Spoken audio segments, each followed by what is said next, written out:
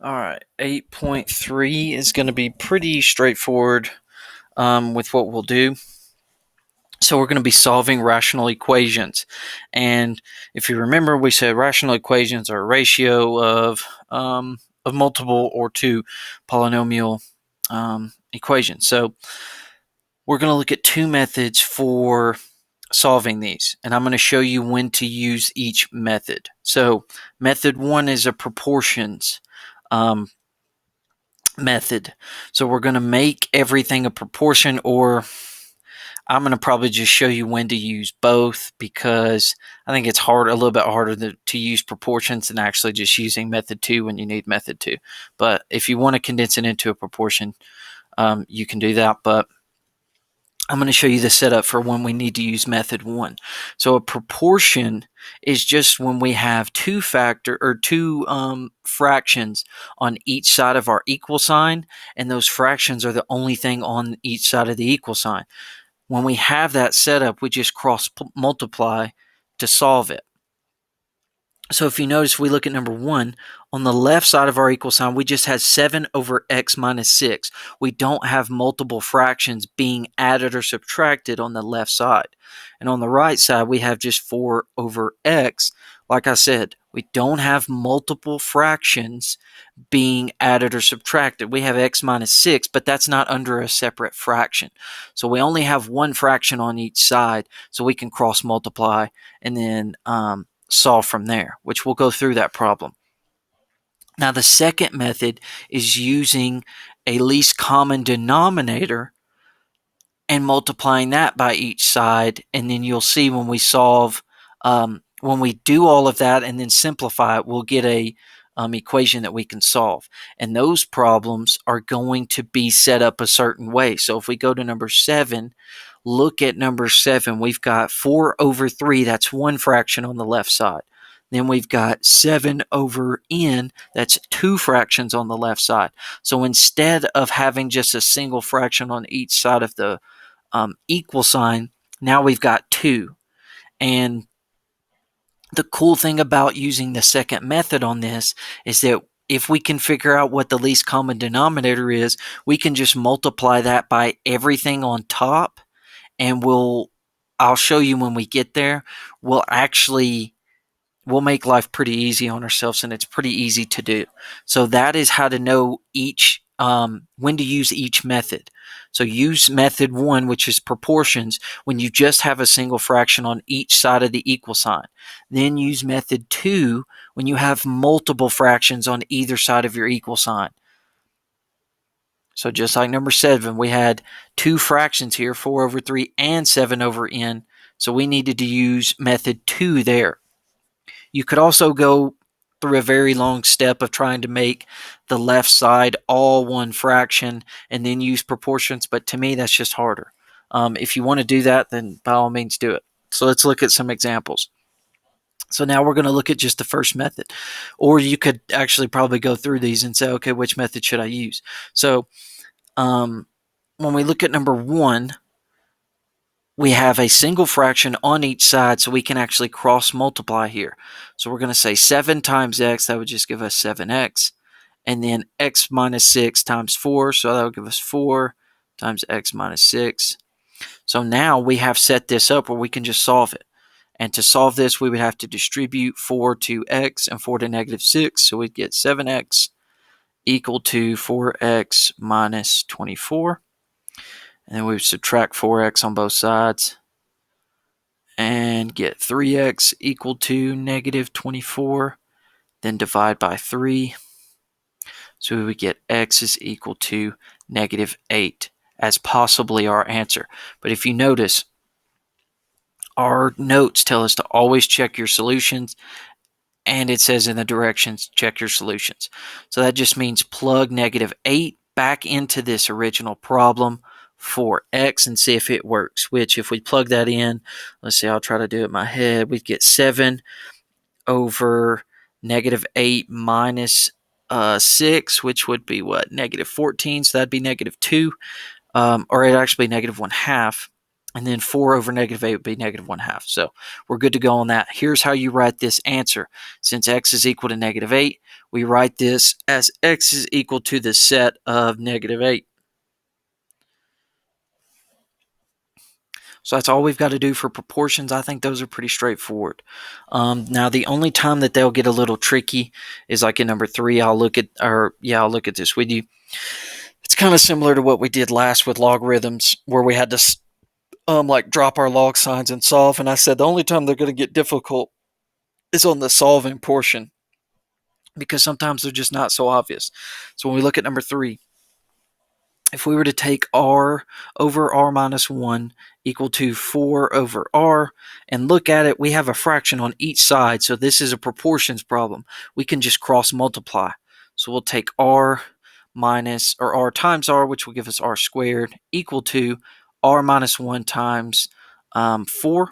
So we'll have 4 r minus 1 on the right. So now we've got to distribute, and then we'll look at solving this. So on the right side, we get 4r minus 4. Now let's look at this. We have this r squared here. The reason that these are a little bit more difficult is because this r squared is really, it's not hard to deal with, but we only deal with it one of two ways. We can deal with it by solving with square roots, but if you look, if I take the square root of the left and then take the square root of the right, I'm just left with 4r minus 4. So I still don't know what to do with r, and now I have two separate r's, and my problem is just not going to do me anything good. But if I were to move 4r minus 4 to this side, I could have a setup for factoring. And so that's what you'll need to do. You remember, if you paid attention in the last section, I said if you see r squared, x squared, something like that, it's probably an indication you're either going to solve it by square roots or solve it by factoring. So in this case, we would solve it by factoring by saying minus 4r and plus 4r. That way we can move those to the right. So we'll get r squared minus 4r plus 4 equal to 0, because now nothing's left on our right side. Now we've got a setup where we can factor this. So two numbers that give me 4 and then add together to give me negative 4, or multiply to give me 4, then add together to give me negative 4. That would be negative 2 and negative 2. So r minus 2 times r minus 2 is how we would factor this. Then we would split these up, set both equal to 0, but we really only have to do one because they're the exact same, and we'll be left with r's equal to 2. And then we need to check our solution. So we're going to take r is equal to 2, plug it back in for this original equation, and we'll get 2. Let's see, we would get 2 here over 2 minus 1, so it would be 2 over 1 equal to 4 over r, which r would be 2, so that'd be 2 equal to 2, so we'd be good. So that checks out. So our answer is r is equal to the set 2. So that's our proportions problems. And like I said, the only time that these get a little tricky is when we're solving them. Sometimes you'll have r squared, x squared, something like that. And typically, if it's just r squared is equal to one single number, not another variable, probably can solve it by square roots. If it's r squared is equal to something with a variable in it still, it's probably an indication you've got to move it around and factor it.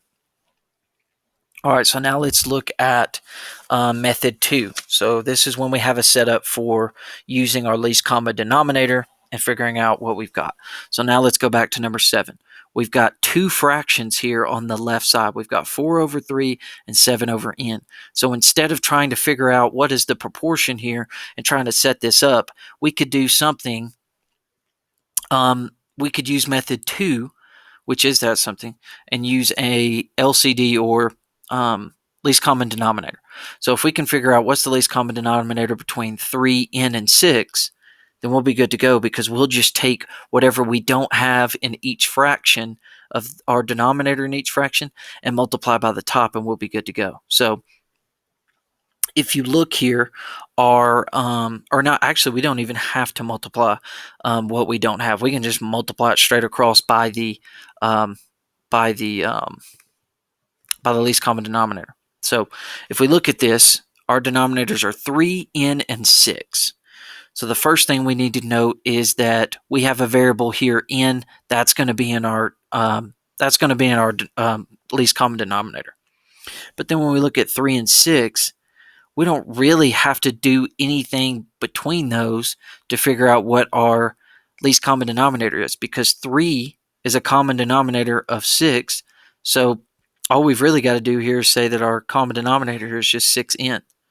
So if we multiply this entire top by 6n, we'll get 6n times 4, which is 24n over 3, minus 6n times, let me write this clear.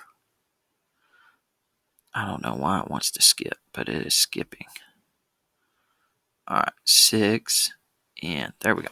All right, so 6n times 7, we'll get 42n over n. So keep all of your bottom fractions equal to 6n over 6. So as long as you can identify your least common denominator between these numbers, you'll be good to go, because watch what happens. When I take a look at each of these and simplify them, I've got 24n over 3. 24 divided by 3 is just 8, which will leave me with 8n, minus 42n divided by n. My n's would cross out, so I'm just left with 42. And then that would be equal to 6n divided by 6, so my 6's would divide. I'll be just left with n. Now I can solve this for n by subtracting 8n on each side, so I'll get negative 42 equal to negative 7n. Then I would divide by negative 7, and I would get 6 is equal to n. And I just have to plug that back into my original problem and make sure that it adds up, which when we plug that back in, it would, I'm going to save us the time of not making you, or not calculating with you, because I know you can plug it in. So our answer would be n is equal to the set 6. So here is the big portion of this. As long as you have multiple fractions on either side of your equal sign, all you've got to do is find your least common denominator between those denominators, and then you're good to go, because as you just saw, it works itself out to where everything ends up, all of our fractions end up creating, or all of our fractions end up becoming not fractions. So we'll look at one more, because I know this may be a little bit confusing. So let's look at number 8. We've got multiple fractions on either side of our equal sign, because we've got 3 over k here and 1 over 2 on the left side of my equal sign. So instead of trying to set up a proportion, if we can find the least common denominator between k, 2, and k, we'll be good to go. And the least common denominator here is pretty easy to find. It's just 2k, because we need to account for this k here, and we need to account for 2.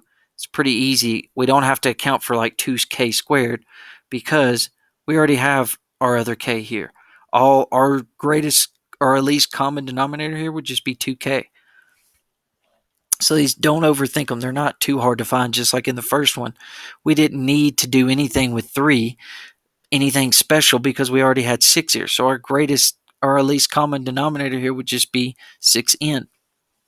So don't overthink these when you're looking at them. But now we're going to take that 2k and multiply it by each of these fractions, which we're essentially just taking it and multiplying it by the top of our fractions.